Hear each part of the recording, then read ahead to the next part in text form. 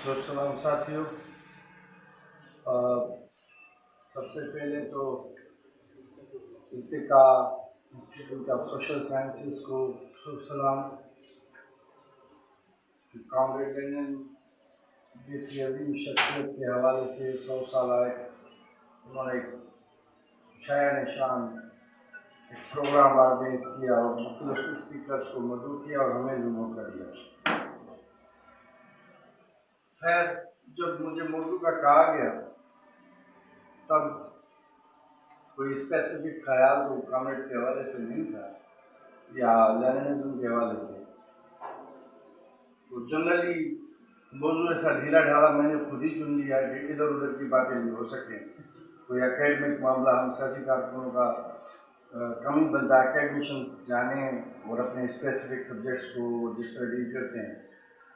तो जनरली बस हमने कहा कि लेनिनिज्म माजी हाल मुस्तकबिल, हालांकि मार्क्सिज्म और लेनिनिज्म का इस तरह चीज़ों को देखना बनता ही नहीं है। वो तो एक प्रोसेस में चीज़ों को देखते हैं, काट काट के भी अगर समझते हैं तो, मगर उनमें एक historical thread spiral upward going वो उस हिसाब से ही देखते हैं। तो मैंने मौजू बस इसी हवाले से ही किया कि जिस तरह जनरल कुछ बातें कर सकते हैं हम आपस में। मार्क्सिज्म लेनिनिज्म हम किसको कहते हैं? मेरे ख्याल में यहाँ पे तमाम दोस्त जो हैं वो बुनियादी चीज़ों से वाकिफ़ तो होंगे, रिपीटिशंस भी होंगे। हम एक ही बड़े आदमी और उसके कंट्रीब्यूशंस और सोवियत इनकलाब के हवाले से बातें करेंगे तो मुख्तलिफ जगहों से बातें तो एक ही बनेंगी। मैं समझता हूँ कि क्वालिटेटिव लीप था लेनिनिज्म मार्क्सिज्म के इत्तिफाक के अंदर, और बड़ा एक हिस्टोरिकल कंट्रीब्यूशन था। होता है तमाम इनकलाबी फ़िक्रों और उलूम के साथ ही होता है कि वक्त गुजरने के साथ साथ उनके अंदर एक ऑर्थोडॉक्सी सी जन्म लेती है और रिवायत पसंदी जन्म लेती है, जिसका शाखसाना सेकंड इंटरनेशनल बनी थी। तो तभी फिर उसकी रूह को बचाने के लिए ऐसे लोग भी पैदा होते हैं जो फिर उस कवर को, उस शेल को तोड़ते हैं जो उसकी रूह को बढ़ने नहीं देता। तो खुद लेनिन से जब पूछा गया कि what is the sense of Marxism, either it is discovery of surplus value, class struggle है या कुछ और है, तो लेनिन ने कहा था कि sense of Marxism is dialectics. वो खुद जदियात है और जदियात के अमल में चीज़ों को देखना है। हमारे यहाँ पिछली दुनिया के अंदर जदियात की जो भी समझ थी, मार्क्सिज्म की जो भी समझ थी, वो ज़्यादातर तर्जमे होके और बड़े सादा सी ज़बान में आई, और उसका तो हमने उसकी रूह को पकड़ना हमारे लिए बड़ा मुश्किल हो जाता था। अभी तक यानी कि 53-54 वॉल्यूम्स हैं कलेक्टेड वर्क्स के लेनिन के, मगर अभी तक ऐसी चीज़ें हैं जो अभी तक नजर आती नहीं है। खुद मार्क्स की जर्मन से अभी तक ट्रांसलेशंस बाकी हैं जिन पे काम बन रहा है। जैसे ही रिएक्शनरी फोर्सेस ने ऊपर से सोवियत इनकलाब को ख़त्म किया तो कॉमरेड्स ने उन्हीं दिनों में चीज़ें जर्मनी भी निकालना शुरू की कि पता नहीं इनका क्या बनेगा।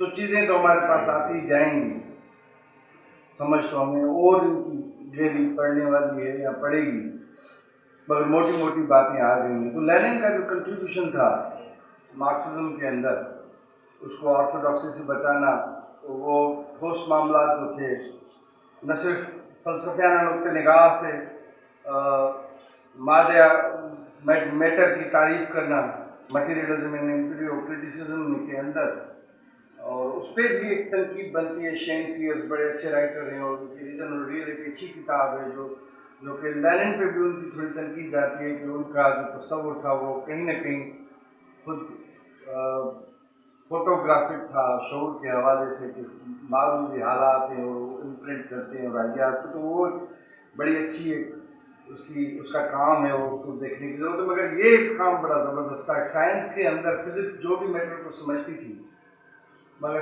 فلسفے کے اندر اس کا جواب دینا اور سمجھنا یہ لینن کا فلسفے کے اندر کام. اور میں نے جب موضوع دیکھے تو مجھے یہاں پہ یہ چیز کمی لگی. میں نے کہا بہت سے اسپیکرز ہیں مگر فلسفے کے حوالے سے بھی ایک اسپیسیفکلی ہونا چاہیے تھا. مارکسسٹوں کی اس کی بڑی اہمیت ہوتی ہے. تو سامراج کا سوال ہو, کیونکہ یہ لینن کے دور کے سوال ہے. مارکس کے دور کے اندر صنعتی سرمایہ اس طرح مالیہ کے سرمایہ میں تبدیل نہیں ہوا تھا اور دنیا اس طرح بدلی بھی نہیں تھی. جنگوں کے دور سے گزر نہیں تو مارکس کے دور کی اپنی جنگیں تھیں. مارکس نے اسی سے بھی سیکھا. 1848 میں جب وہ لکھ رہا تھا تو تب بھی پورا یورپ انقلابوں کو اور یعنی سماجی تبدیلی کے عمل سے گزر رہا تھا. تو سامراج کا سوال ہو, سینٹر اور پیریفری کے ریلیشن کا کوشچن ہو, پیریفری کی امپورٹنس کا سوال ہو, کیونکہ کلاسیکل مارکسزم کے اندر تو یہی تھا کہ جہاں پہ پروڈکٹیو فورسز زیادہ ڈیولپ کریں گے وہیں پہ انقلابات کے امکانات زیادہ ہیں.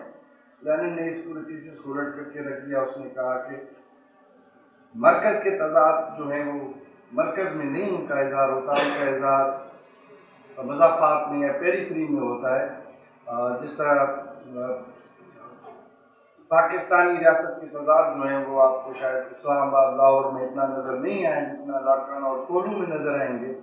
اسی طرح پہلی دنیا کے جو تضادات ہیں وہ اپنے بروٹل فارم میں اپنے ایکسپلائٹیشن اور آپریشن کے حساب سے کسی دنیا میں افورڈ کرتے ہیں تو وہاں پہ زیادہ امکانات کرتے ہیں سیاسی تبدیلی. تو نسل تبادلہ کی میٹر کی تعریف, سامراج کا سوال جس کو وجے پرشاد کہتا ہے کہ وہ ہسٹوریکل کنجکچر تھا جس پہ انہوں نے لینن نے کام کیا اور اسے عمومی تھیسس لینا آوس سے نہیں لینا چاہیے, جنرل تھیوری آف امپیریلزم نہیں لینا چاہیے. وہ خاص حالات تھے جب بہت سے فیکٹرز جو کہ آپس میں گڑبڑ ہو جاتے ہیں تب لینن نے اس کو تھیورائز کرنے کی کوشش کی.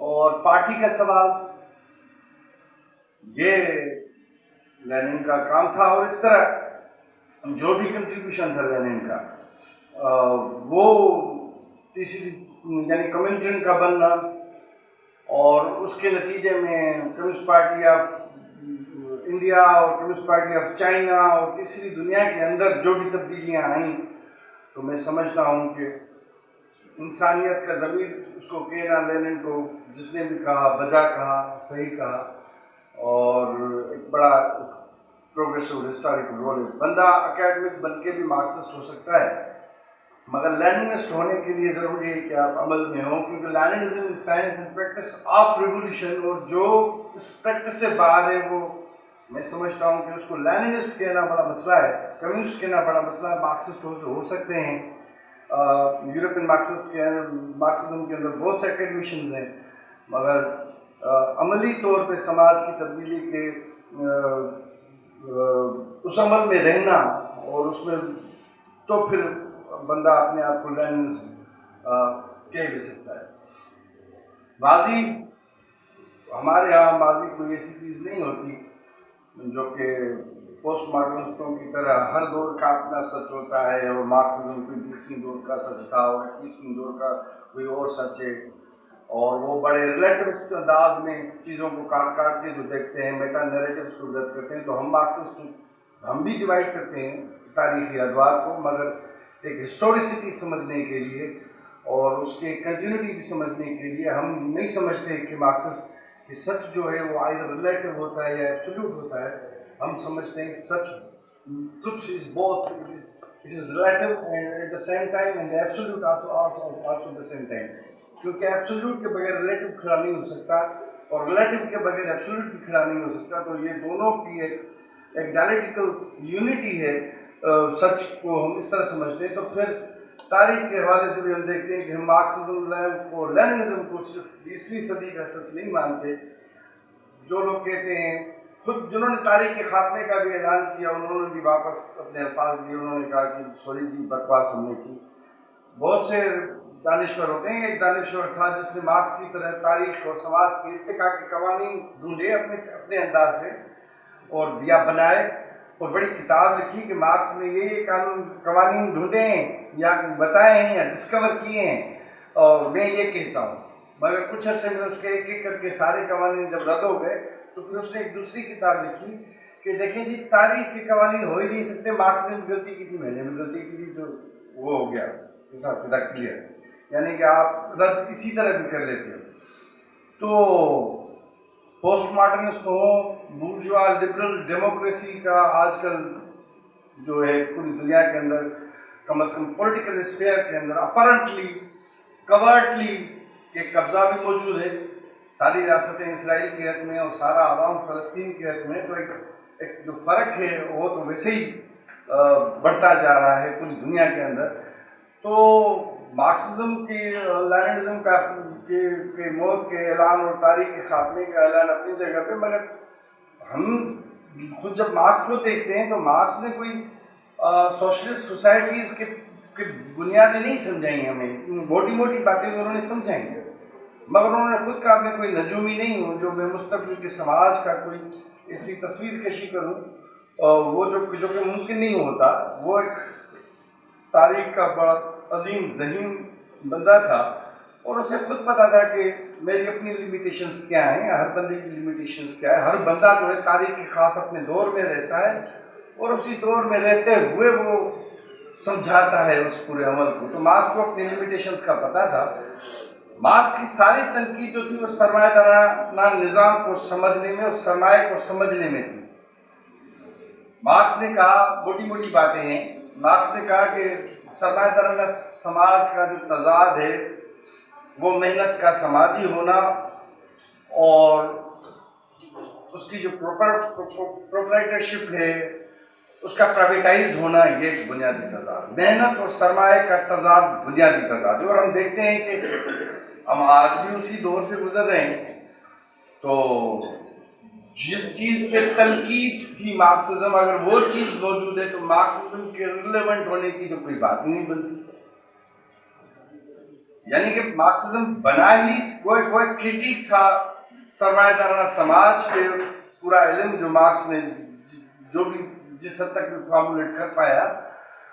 تو اگر وہ سسٹم موجود ہے تو پھر اس کی کرٹیک تو ریلیونٹ ہو ہی نہیں سکتی محنت اور سرمایہ کے حوالے سے. دوسرا سامراج کے حوالے سے بھی میں یہ موٹی موٹی اگر بات کر لوں، highest stage of capitalism, highest کہہ لیں، لاسٹ اسٹیج کہہ لیں، کہ مالیاتی سرمایہ جو ہے وہ کوئی اور شکل نہیں لے سکتا. تو ہم دیکھتے ہیں کہ آج بھی مالیاتی سرمایہ کے غلبے کے نیچے پوری دنیا چل رہی ہے. امریکی معیشت جو کہ 6 گنا زیادہ ورچوئل ہے اپنی بنیادوں سے، اپنی حقیقی معیشت سے، اور ڈالر کی جو ہیجمنی ہے اور جو کچھ بھی ہم دیکھ رہے ہیں تیسری دنیا کے اندر، تو سامراج اور انیون جو لینن نے کہا تھا کمبائنڈ اور انیون ڈیولپمنٹ، تو ہم آج کی دنیا کے اندر دیکھتے ہیں کہ کس طرح وہ بٹوارہ تیز ہوتا جا رہا ہے. پہلے تو یہ تھا نا کہ مڈل کلاس بن رہا ہے، یہ ہو رہا ہے. صرف ایک کووڈ نے جو ہے وہ ملینز آف پیپل خود صرف انڈیا کے اندر اس کو بلو پاورٹی لائن کر دیا. تو ریلیونس کا معاملہ، سیاسی سماجی معاشی حالات کا معاملہ، جنگوں کا معاملہ، وہ اپنی جگہ پہ تو پوری دنیا کے اندر جس طرح موجود ہے، تو اس سے تو یہ نہیں لگتا کہ ہم مارکسزم کوئی آؤٹ ڈیٹیڈ ہو گیا یا اس کی ریلیونسی ہم لیننزم کی نہیں بنتی. تو لیننزم ہم اس کنٹریبیوشن کو کہتے ہیں. لازمی 20ویں صدی کے جو بھی انقلاب تھے وہ صنعتی دور کے انقلاب تھے، اور صنعتی دور کی اپنی ایک لمیٹیشنز ہوتی ہیں، اور وہ یہ کہ ذہنی اور جسمانی محنت جو ہے ایسے اعلیٰ کار صنعتی دور کے اندر بھی پیدا نہیں ہوئے تھے جو کہ ذہنی اور جسمانی محنت کو ایک کر سکیں. کمپیوٹر بنا، بعد کے دور کی بنا، اور یہ واحد میں سمجھتا ہوں کہ مینز آف یعنی پیداواری وہ اوزار ہیں، وہ ٹولز ہیں جو واقعی ذہنی اور جسمانی محنت کو ایک کر سکتے ہیں. تو محنت کا سماجی ہونا، خود بڑی صنعت کے اندر بھی محنت کے سماجی ہونے پہ ایک قدرن لگتی ہے. تو صنعتی دور کی اپنی لمیٹیشنز تھیں، اور وہ لمیٹیشنز میں سمجھتا ہوں کہ سوویت انقلاب کی بھی تھیں، جن کو بھی ہمیں پڑھنے اور سمجھنے کی ضرورت ہے. میں سمجھتا ہوں کہ آج کے دور میں خود آبجیکٹیولی وہ کنڈیشنز زیادہ میچور ہو رہی ہیں جو کہ کل کے گلوبل پرولٹیرین ریولیوشن کی بنیادیں پڑ رہی ہیں اور بن رہی ہیں اور ہمارے سامنے بن رہی ہیں. تو میں نہیں سمجھتا کہ وہ کوئی لمیٹیشن، کیونکہ ہم اس دور سے نکل آئے ہیں، تو پھر آج کے دور میں ہم دیکھتے ہیں کہ خود آبجیکٹو کنڈیشنز بھی مختلف جوتوں سے ہمیں اشارہ بھی دے رہی ہیں، بتا بھی رہی ہیں کہ چیزیں کہاں جا رہی ہیں.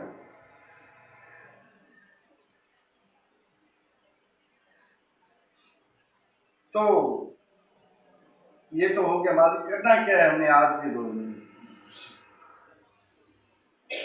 جیجیک کہتا ہے کہ سلاووں کے جیجیک کے بھائی ہمیں لینن کے سائے میں نہیں،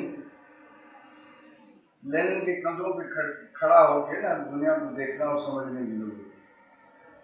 ہمارے یہاں پاکستان کے اندر بھی اور تیسری دنیا کے اکثر مارکسسٹ لیننسٹ پارٹیز، ہم بھی اس میں آ جاتے ہیں، کوئی ہم اس سے باہر نہیں ہیں. اور وہ اقوال زرین کا حساب کتاب ہوتا ہے، فیمس کوٹیشنز آف ماؤ اور یہ وہ اسی سے معاملہ کو بنتے ہیں. بھائی گرامچی سے پوچھا گیا کہ یورپ کے اندر انقلاب کیوں نہیں آیا اور روس کے اندر آ گیا، تو اس نے کہا روس کی پرانی ریاست تھی، پرانا سماج تھا، اور کرنے اس کی کو تو موقع ہی نہیں ملا، جو بھی جتنا بھی ملا. اس کے بعد پھر انقلابیوں کے لیے کوئی زیادہ مشکل نہیں تھا. خود لینن نے کہا تھا کہ ہمارے جیسے سماجوں کے اندر انقلاب لانا آسان ہے، اس کو سنبھالنا مشکل ہے. اور یورپ کے اندر انقلاب لانا مشکل ہے مگر سنبھالنا آسان ہے، کیونکہ پروٹیکٹو فورسز اور ہسٹری اور سماج اس طرح ڈیولپ کر چکا ہوتا ہے، اچھی خاصی سول سوسائٹی اس بیچ میں گرے ایریا کی حیثیت میں اتنی ہو چکی ہوتی ہے، جس کو خود ہیجمنائز کرنا پڑ رہا تھا یورپینس کو، جو کہ روسیوں کو یہ مسئلہ نہیں تھا. پرانی ریاست میں انہوں نے ڈھا دی. مگر آج کے دور میں ہم کیا کر رہے ہیں، پھر ہمیں کس طرح سمجھنا چاہیے، ہمیں کس طرح کرنا چاہیے؟ تو ہمیں ان اقوال زرین سے، ٹوٹکوں سے، پارلیما کے ٹوٹکوں سے جان چھڑانی پڑے گی. ہمیں اس کی روح کو پکڑنا پڑے گا، اور آج کے حالات میں ہمارا معاملہ کس طرح کھڑا ہوتا ہے وہ کرنا پڑے گا. تو یہ ہے کہ ہماری آج کی لیفٹ کا، اور خاص طور پہ ہمارے آج کے مارکسسٹوں لیننسٹوں کا یہ ہے کہ ان میں تقلید کا عنصر بہت زیادہ ہے اور تحقیق کا کم ہے، اور بڑے آسانی سے ہمیں بس ایک دوسرے کو رد کر، ہمیں ہر دوسرا بندہ کاؤٹس کی نظر آتا ہے، دشمن نظر آتا ہے، اور لیننزم کا دشمن نظر آتا ہے. تو یہ ایک رویہ ہے. لینن سمجھ میں جتنا بھی کلیئر ہو، مگر اس نے Russian social democratic labour party کو بڑا ٹائم دیا. بھلے اپنے بادشاہی پوزیشن کے ساتھ کھڑا رہا مگر اس کو بھی ٹائم دیا. بعد میں کمیونسٹ پارٹی کی جب انقلاب قریب ہوتا ہے تب وہ اس پورے ٹریڈیشن سے ہاتھ اٹھا دیتا ہے. ہمیں بھی ہمارا رویہ بھی یہی ہونا چاہیے کہ ہم بازو بڑا کریں. ہماری پولیٹکس مارکسسٹوں اور لیننسٹوں کی زیادہ انکلوسیو ہونا چاہیے، جو کہ انکلوسیو ہے نہیں، ہم ایکسکلوسیو ہے. ہم ایک دوسرے کو کہتے رہتے ہیں تم ماؤسٹ ہو، تم سوشل ڈیموکریٹ ہو، تم نیشنلسٹ ہو، تم ٹروٹسکائسٹ ہو، تم انارکسٹ ہو، بلا بلا بلا بلا بلا. گالیوں، لینن نے گالیاں بہت دی. لینن کا دور پولیمکس کا دور تھا، انقلاب کا دور تھا، جھگڑے کا دور تھا. لینن نے وہ لٹریچر پیدا کیا. ہمارے آج کے جو حالات ہیں وہ ہمارا یہ نہیں ہے کہ ہم انقلاب کے دہانے پہ کھڑے ہیں. ہمارا یہ کہ جس طرح گرامچی کہتا ہے نا کہ جدوجہد کے دو بڑی اسٹیجز ہوتی ہیں، ایک اسٹیج ہے تیاری کی اور دوسری ہے حملے کی. تو تیاری کی اسٹیج کیا ہے اور حملے کی، لینن کا دور تھا حملے کی اسٹیج والا. تو اس کی پارٹی بھی وہی بنی، بعد میں وار کمیٹی بھی بنانا اور سب کچھ، تو اس کا حساب کتاب دوسرا تھا. ہمیں اپنے حالات میں یہ سمجھنا پڑے گا کہ بھئی ہم کس دور میں ہیں اور ہمیں کس طرح کی تنظیم اور کس طرح کا رویہ چاہیے، جو کہ ہمارے اکثر دوستوں کا نہیں ہے. ہمارے اکثر دوستوں نے، مجھے تو پرچی ملی ہے 15 منٹ کی اور 5 منٹ سے بھی میں لے چکا ہوں گا. مجھے صرف آخر 3 منٹ پہلے کر دیجیے گا، بتا دیجیے گا، میں سماپت کر لوں گا. چند مثالیں، نقل والی بات ہے نا. انگریز کے دور میں کسی انگریز آفیسر نے کہا کہ بھائی میں نے یہ کچھ لکھا ہے، اور کسی کو یہاں ہمارے انڈین کو کہا کہ اس کو ٹائپ کر لو. تو اس میں بیچارے نے جب پیپر دیا تو اس میں بیچ میں کہیں مکھی بھی چپک گئی تھی. تو وہ ہمارے انڈین نے اس کو ٹرانسلیٹ کر کے مکھی پکڑ کے اسی جگہ پہ نا مکھی چپکا دی. اس کو کہتے ہیں کاپی ٹو کاپی، مکھی ٹو مکھی. ہمارا حساب کتاب یہی ہوا لیننزم کے ساتھ، اس کی روح کو مار کے کاپی ٹو کاپی، مکھی ٹو مکھی والا حساب. دوسرا، ہمیں ڈر ہے ہمارا مارکسزم لیننزم اس زمین کے ساتھ جڑے گا، خراب نہ ہو جائے. کسی بادشاہ نے کہا تھا، اس کو سننے میں آیا کہ تمہارے ملک میں ایک بڑا کوئی فلسفی ہے اور بڑا ذہین بندہ ہے، فقیر بندہ ہے، تو اس نے کہا مجھے اس کو بھیجو میرے پاس. تو اس نے کہا بھائی فقیر تو نہیں آئے گا تمہارے پاس, وہ بادشاہ سے بڑا ہوتا ہے, وہ اس کا نہیں آئے گا, تم بھلے اس کا سب قلم کروا دو. بادشاہ خود اس کے پاس گیا, اس کو کہا مجھے زندگی کی معنی سمجھا. فقیر نے اسے ایک گندم کا دانہ دیا, کہتا ہے یہ تمہیں سمجھا دے گا. بادشاہ نے اس گندم کے دانے کو ایک سونے کی صندوقچی میں ہیرے جواہر والی میں ڈالا. 2-4 مہینے اس کو دیکھتا رہا, اور اس کو کچھ نہیں فرق پڑا. واپس فقیر کے پاس گیا, کہتا ہے یار تم نے مجھے کہا یہ زندگی سمجھائے گا, یہ تو نہیں سمجھائے گا. فقیر نے کہا اس کو تم نے رکھا کہاں ہے؟ اس نے کہا ادھر. اس نے کہا بھائی اس کو زمین میں ڈالو, یہ اپنی نیگیشن کرے گا, اور پھر زندگی کا تمہیں مقصد سمجھائے گا کہ ریپروڈیوس کرنا, پروڈکٹیو ہونا, اپنے آپ میں سے کچھ پاس آن کرنا, یہ ہے زندگی کا مقصد. اس کو زمین میں ڈالنا پڑے گا. مگر ہمارے اکثر مارکسسٹ لیننسٹ پارٹیوں کے اندر یہ رجحان ہے کہ ہمیں ڈر ہوتا ہے کہ یہ زمین میں لگ جائے گا, خراب ہو جائے گا, تھوڑا نیشنلزم اس کو لگ جائے گا, تھوڑا اپنی وہ بیماری لگ جائے گی. ہم اس کو سنبھالے ہوئے ہیں, لال کپڑے میں بند کیے ہوئے ہیں. ہمیں یہ ڈر نہیں رہنا چاہیے, ہمیں زیادہ تھوڑا اوپن ہونے کی ضرورت ہے, اور اپنے بنیادی نظریاتی اساس سنبھالتے ہوئے لوگوں سے اگر ہم ڈریں گے تو ہم کہا کہ لینسٹ بنیں گے. عوام سے اگر ہم ڈریں گے تو یہی تو ہمارا ورثہ ہے کہ تاریخ اور عوام پہ ہمارا یقین ہوتا ہے, اور ہم عوام پہ یقین چھوڑ کے اپنے 2-4 کیڈرز پہ یقین کرنا شروع کر دیتے ہیں, جو کہ بہت بڑی غلط بات ہے. تو میں آج کی یہ اپنی تھی ان ساری صورتحال میں ایک ونڈی براؤن کا لیفٹ میلن کے لیے اچھا کام ہے کہ بایاں بازو کس طرح ایک مالی خولیا کا شکار ہو گیا ہے, کس طرح سوویت یونین کے ٹوٹنے کا جو دکھ ہے, جو شوق ہے, وہ کس طرح سامراج پہ لاد کے اور دوسری کسی اور فیکٹر پہ لاد کے وہ اس کے اصل اسباب کو سمجھنا اور اس کا تریاق کرنے سے ڈر رہا ہے, فیس نہیں کر پا رہا. میرے خیال میں ہمیں سے نکلنے کی ضرورت ہے. لینن ڈائلیٹیشن تھا انقلاب کا سب سے بڑا. اس پہ ٹونی کلف کی کتاب لینن بلڈنگ دا پارٹی بڑی اچھی بک ہے, اس کو دیکھنے کی ضرورت ہے. کس طرح لینن شروع میں سے ڈسپلنز آرگنائز کرتا ہے, اور جب زیادہ دانشور پیدا ہو جاتے ہیں تو ان کو کہتا ہے بھائی مزدور کے بغیر انقلاب نہیں ہوگا, محنت کشوں کے پاس جاؤ. پھر چلو بھائی تمام کامریڈ جو اس کے ڈسپلن سے تیار ہو گئے, کیڈر چلو محنت کشوں کے پاس ٹریڈ یونین بناؤ. اور پھر ٹریڈ یونینزم ہوتا گیا. عثمان بلوچ پیدا ہو گیا, بابر خان پیدا ہو گیا کراچی میں, اور پھر لینن نے کہا بھائی یہ تو اکانومزم ہے, یہ تو ٹریڈ یونینزم ہے, اس سے بھی جان چھڑاؤ, آگے چلو سیاسی معاملہ بناؤ اپنا. تو ایک اسٹک کی طرح بینٹ ہوتی ہے ایک تنظیم سازی کا پورا عمل, کبھی اس طرف کبھی اس طرف کبھی اس طرف کبھی اس طرف, کسی ایک طرف زیادہ اگر جھک جائے تو تنقید بنتی ہے. مگر اس طرح آل راؤنڈ ایک ڈیولپمنٹ جو لینن کے دور میں جس طرح اس نے پارٹی ڈیولپ کی, ہمیں بھی ہم نے دیا ہے اچھا خاصا, تمام بائیں بازو کے لوگوں نے نظریاتی کام میں دیا ہے. ٹریڈ یونین میں, مزدوروں میں, کسانوں میں, طلباء میں, خواتین میں کس طرح کرنا ہے, یہ آج کے بدلے حالات کو سمجھتے ہوئے ہمیں اس کو تھیورائز بھی کرنا پڑے گا کہ آج کے دور میں ہمیں مزدور کس طرح نظر آتا ہے, اور کسان کس طرح کھیت مزدور میں بدل رہا ہے, اور دوسرے معاملات کیا ہیں. تو یہ ہمیں سمجھنا پڑے گا, اور پھر ہم کوئی مستقبل کا معاملہ بنا سکتے ہیں. خیر باتیں بہت لمبی ہیں, مجھے یہ پرچی بھی مل چکی ہے. میں سمجھتا ہوں کہ شاید سوالات جوابات میں پھر ہم ایک دوسرے کو ساتھ زیادہ انگیج کر سکیں.